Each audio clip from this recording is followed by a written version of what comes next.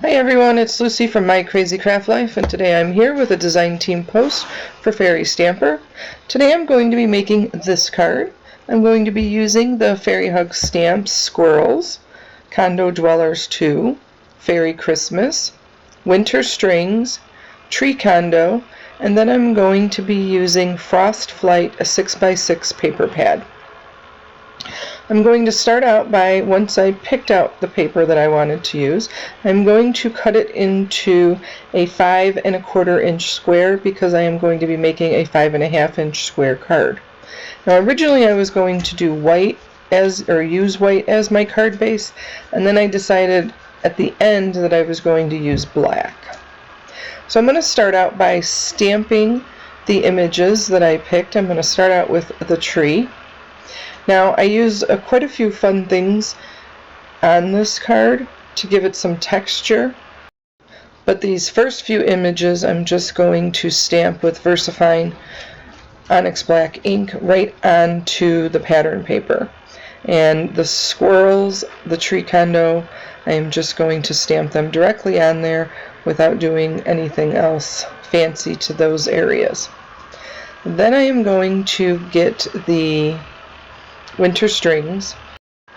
I'm grabbing the embossing ink and I am going to stamp the winter strings with the embossing ink, and I don't remember to use my embossing tool to start with, so I end up kind of wiping that all off and then using the embossing tool. So you can actually forget to use it and then wipe it all off and then stamp it again. However, it's going to leave a mark on there even if you clean it all off. You can kind of see it a little bit on there where the one squirrel's facing us is. You can see the like a shadow of it. So as long as you're stamping it in the same place, you can do that. But there was so much glitter left on there and so much embossing powder that stuck to it that I needed to use that embossing tool in order to do that. Once I heat embossed that, I'm just going to grab my Condo Dwellers and put those in some areas around the card. And then I decided that I wanted the one little Condo Dweller to sit on top of the fairy, have a fairy Christmas sentiment.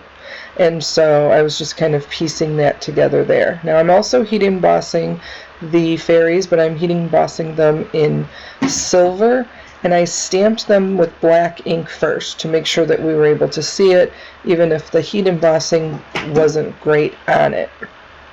I'm going to heat emboss the sentiment with some black embossing powder, which I should have used black on that just to stamp it and then used it to, or with the black embossing powder. Then I get a couple alcohol markers and I'm just going to make a little path up to the doorway. Very, very simple. There is nothing fancy about that. Just made some lopsided circles and kind of connected them and colored it in with some grays.